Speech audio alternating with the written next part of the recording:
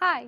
अक्सर मैंने लोगों को बोलते सुना है कि हमारे यहाँ बहुत ज़्यादा गर्मी पड़ती है, हमारे यहाँ बालकनी है, टेरेस है, पर समझ नहीं आता कि क्या उगाएं इतनी गर्मी में। तो आज मैं आपसे बात करने वाली हूँ कि आप ऐसी कौन सी सब्जियाँ हैं जो उगा सकते हैं अपने घर पे, और अगर आपके यहाँ बहुत ज़्यादा धूप आती है तो उसके बारे में क्या किया जा सकता है और पौधों को कैसे बचाया जा सकता है। आज की वीडियो के लिए मैं हमारे स्पॉन्सर्स खेती बड़ी होम का धन्यवाद भी करना चाहूँगी। उनके बारे में डिटेल में हम थोड़ी देर में बात करेंगे। तो मेरी लिस्ट पे सबसे पहली सब्ज़ी जो है वो है भिंडी। अब एक इंटरेस्टिंग चीज़ जो मैं आपको दिखाना चाहती हूँ, एक भिंडी ये है जो इतने बड़े पॉट में उग रही है और इस पौधे का साइज़ देखिए, और दूसरी ये है जो इस पॉट में उग रही है। अब दोनों ही सीड से शुरू करे थे, साथ में शुरू करे थे, फ़र्क जो है वो पॉट साइज़ का है। तो सब्ज़ी उगाते हुए हमेशा, अगर आपको गार्डन नहीं है आपके पास, अगर ज़मीन नहीं है, तो जब आप पॉट में उगाते हैं तो सबसे इम्पॉर्टेंट चीज़ जो है वो है कि पॉट का क्या साइज़ है। यदि पॉट बड़ा होगा, जैसे ये 14 इंच का पॉट है, यानी कि इसकी गहराई जो है वो 14 इंच की है, वरना पौधा छोटा रहेगा और जो सब्ज़ी आएगी वो भी छोटी होगी। इस भिंडी में आप देख सकते हैं कि काफ़ी सारे बड्स आ रहे हैं। इस पौधे को अपनी लिस्ट में सबसे ऊपर रखने का एक कारण ये है कि ये जो इसका फूल है, इसमें मेल और फीमेल पार्ट्स साथ में उगते हैं। जब भी कोई बिगनर है या आपने कभी सब्ज़ी नहीं उगाई है, तो आपके लिए एक इन्फॉर्मेशन ये है कि पहले फूल आता है, फिर जब पॉलिनेशन हो जाता है, मेल पोलन जो है, ये पाउडर ये मूव करता है फीमेल पार्ट को, तब इस फूल से बनता है आपका फ्रूट। अगर ये नहीं होगा तो फूल जो है वो गिर जाएगा और आपको फ्रूट नहीं मिलेगा। तो ऐसे पौधे जिनमें मेल और फीमेल साथ में उग रहे हैं, वहाँ पर पॉलिनेशन जो है वो आसान रहता है, तो इसलिए आप भिंडी उगा सकते हैं। दूसरा ऐसा ही पौधा है बैंगन। अब बैंगन के बहुत सारे वैरायटी हैं, पर्पल वाला है, ब्लैक वाला है, छोटा है, बड़ा है, लंबा है, आप कोई भी उगा सकते हैं। बैंगन के लिए भी मेल और फीमेल पार्ट जो है वो एक ही फूल में उगते हैं, और आप एक ब्रश भी यूज़ कर सकते हैं इस प्रकार से पॉलिनेशन करने के लिए। ये पौधा जो है, यहाँ पे काफ़ी सारे फूल आ रहे हैं, ये फूल जो है फूटने ही वाला है। अब बैंगन में भी मैं एक और पौधे से इसको कंपेयर करना चाहूँगी, वो है ये वाला। दोनों साथ में शुरू करे थे। फ़र्क ये है कि ये जो पौधा है, हमारे यहाँ रिसेंटली ताउते साइक्लोन आया था मुंबई में, जिसके कारण ये वाला जो पौधा है ये ख़राब हो गया। इसके पत्ते जो हैं वो डैमेज हो गए, पानी ऊपर से गिर रहा था। और मैं अभी रिसेंटली मूव करी हूँ इस घर पे, तो ये छत है जहाँ पे अब मैं पौधे उगा रही हूँ। अभी मुझे समय लग रहा है समझने में कि किस तरीके की धूप आती है, किस तरीके की पानी गिरता है, क्योंकि मैं पहले बालकनी में उगाती थी, तो उस पर ऊपर छत थी, तो ये परेशानियाँ मुझे पहले नहीं आती थी। एक्चुअली जब भी आप पौधे उगाते हो, हर पौधे के लिए थोड़ा समय लगता है समझने के लिए कि आपकी जगह पे जिस तरीके की कंडीशंस आपके घर में है, जिस तरीके की बालकनी या टेरेस है, वहाँ पे पौधे की केयर के लिए क्या क्या करना होगा। And this brings me to खेती बाड़ी। ये एक ऐसी ऐप है जो आपको हेल्प करेगी पर्सनलाइज्ड अटेंशन पाने के लिए अपने पौधों के लिए। कब क्या कैसे उगाना है और कैसे उसका ध्यान रखना है, आप उनके एक्सपर्ट से बात कर सकते हैं ऑडियो और वीडियो कॉल के थ्रू, उनके प्रीमियम वर्जन में। आई थिंक लॉकडाउन में बहुत सारे लोगों ने गार्डनिंग करना शुरू करा है विद द होप कि वो नेचर का एक छोटा सा हिस्सा अपने घर में ला सके। कोई इंडोर प्लांट्स उगा रहा है, कोई सब्जियां उगा रहा है। खेती बड़ी ऐप आपका हाथ पकड़ सकती है आपकी गार्डनिंग जर्नी में। वो ऑलरेडी कुछ 7,000 से ज़्यादा लोगों की मदद कर रहे हैं गार्डनिंग में। मुझे जो काफ़ी पसंद आया वो ये है कि वहाँ पे एक डेली एक्टिविटी रिमाइंडर भी है, जो आपको याद दिलाएगा कि आपको कैसे पौधों का ध्यान रखना है, किस समय पे क्या करना चाहिए। और उनका रीसेंट एडिशन है ये प्लांट शॉप, जहाँ पे आप अपनी गार्डनिंग नीड्स के लिए कुछ भी खरीद सकते हैं। खेती बड़ी होम ऐप को डाउनलोड करने के लिए आप नीचे दिए गए लिंक पे क्लिक कर सकते हैं। वापस आते हैं मेरी सब्जियों पर। नेक्स्ट पौधा जो मेरी लिस्ट में, सब्जियों की लिस्ट में है, वो है ज़ुकीनी। अब ये जो प्लांट है ये कुछ ही जगहों पे उगा सकते हो जहाँ पे भी टेम्परेचर 35 डिग्री से नीचे रहता हो। यदि आपके यहाँ 40-45 डिग्री होता है, जैसे उत्तर भारत में बहुत सारी जगह इतना टेम्परेचर हो जाता है, तो आप बैंगन, टमाटर, मिर्ची, इनके बारे में भी हम बात करेंगे, बट पहले जो मैंने बोले भिंडी, बैंगन, वो बहुत अच्छा करते हैं, गर्मी में उगा सकते हो। लेकिन ज़ुकीनी अगर जैसे बैंगलोर हो गया, महाराष्ट्र हो गया, यहाँ पे 35 डिग्री तक टेम्परेचर रहता है गर्मियों में, यहाँ पे आप ज़ुकीनी उगा सकते हो। मार्केट में काफ़ी महंगी मिलती है, पर सब्ज़ी उगाने में काफ़ी ही आसान है। तो यहाँ पे मेरे पास कुछ पौधे हैं ज़ुकीनी के। इस पौधे में बस फ़र्क ये है कि मेल और फीमेल फ्लावर अलग होगा। ये ऐसे कह सकते हैं कुछ इंटरमीडिएट लेवल के गार्डनर्स के लिए अच्छा पौधा है। यदि आपने 2-4 तरीके के पौधे ऑलरेडी उगाए हुए हैं तो आप इस पे ग्रेजुएट कर सकते हैं।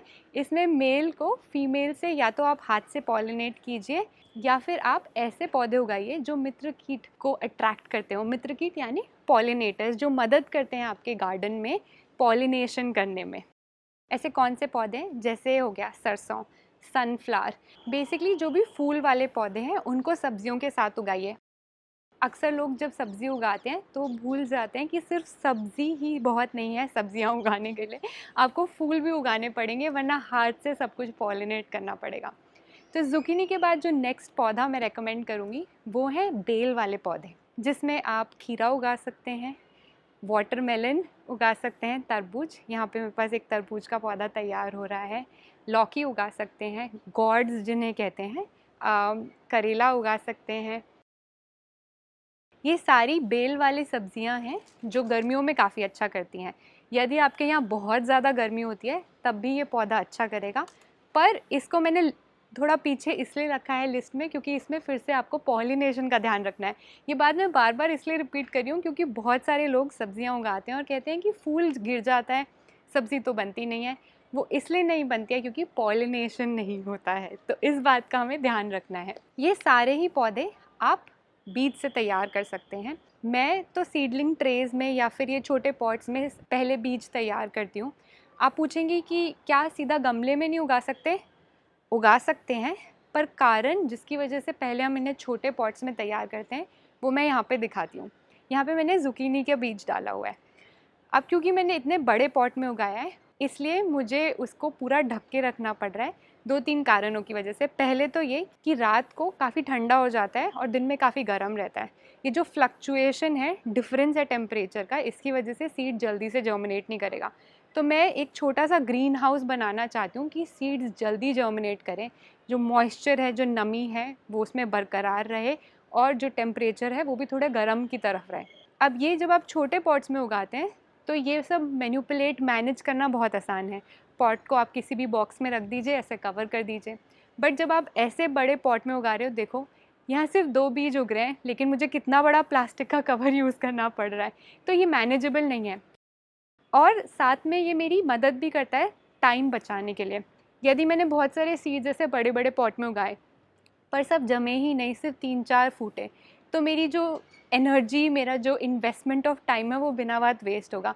इससे अच्छा ये है कि पहले मैं कुछ छोटे पॉट्स में तैयार कर लूँ, देखूँ कि कौन से बीज एक्चुअली जम रहे हैं और फिर उनको ट्रांसफ़र करूँ बड़े पॉट्स में।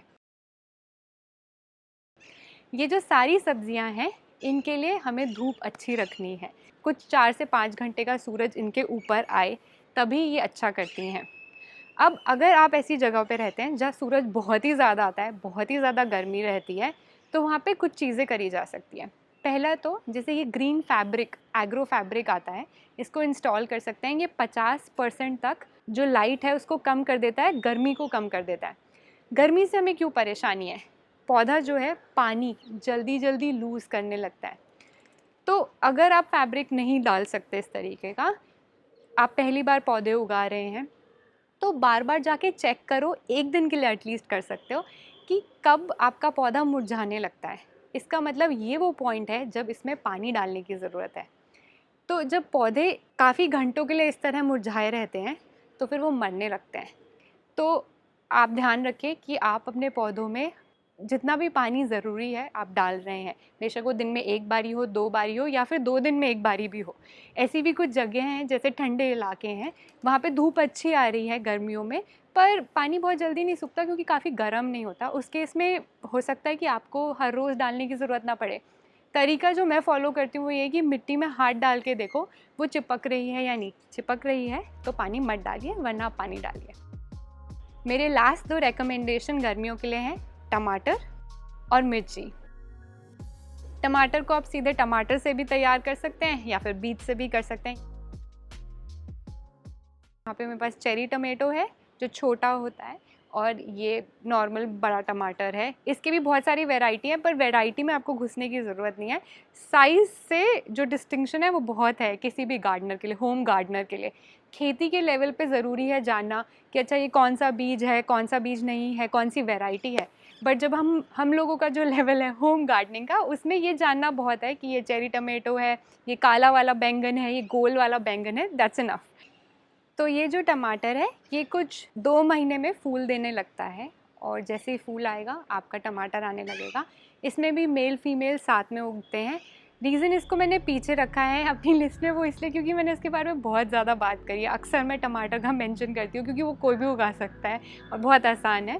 तो टमाटर को उगाने के लिए आपको कुछ 2 महीने लगेंगे, और ये पौधा आपको 4-5 महीने तक फ्रूट देगा। ये सारी जो सब्जियां हैं ये सीजनल है, यानी कि एक सीज़न में उगती हैं कुछ महीनों के लिए और फिर आपको फिर से शुरू करना पड़ता है। दिस ब्रिंग्स मी, मेरा जो दूसरा पौधा मेरी लिस्ट में है वो है चिली, ये मिर्ची। अब ये जो पौधा है ये मैच्योर हो चुका है, यानी कि अब इस पे पत्ते तो आ रहे हैं, फूल नहीं आएगा और मिर्ची नहीं आएगी, क्योंकि ये एक सीजनल पौधा है, ज़्यादा से ज़्यादा 1 साल चलता है। तो मिर्ची को उगाने के लिए आप उसको सॉलिड मिर्ची, जो लाल मिर्च घर में होती है, उससे भी उगा सकते हैं, मिर्ची के दानों से। और इसमें भी फूल आने में कुछ 30 से 40 दिन लगते हैं, 50-60 दिन भी लग सकते हैं। एक्चुअली ये बहुत सारी चीज़ों पे डिपेंड करता है। तो अगर आपके पौधों में 50 दिन में, 60 दिन में फूल नहीं आ रहा है, इट्स ऑल राइट, कोई बात नहीं। अगर आप सब सही कर रहे हैं तो सूनर और लेटर उसमें फूल आएगा और फ्रूट भी आएगा। सब्जियों के लिए अच्छी क्वालिटी मिट्टी की बहुत ज़रूरी है। जब मैं कहती हूँ अच्छी क्वालिटी ऑफ मिट्टी, उसका मतलब ये है कि एक तो पानी नहीं खड़ा रहना चाहिए, दूसरी चीज़ उसमें न्यूट्रिशन काफ़ी सारा होना चाहिए। न्यूट्रिशन का मतलब वो है कि फर्टिलाइज़र जो है, अच्छा फर्टिलाइज़र आपको इस्तेमाल करना चाहिए।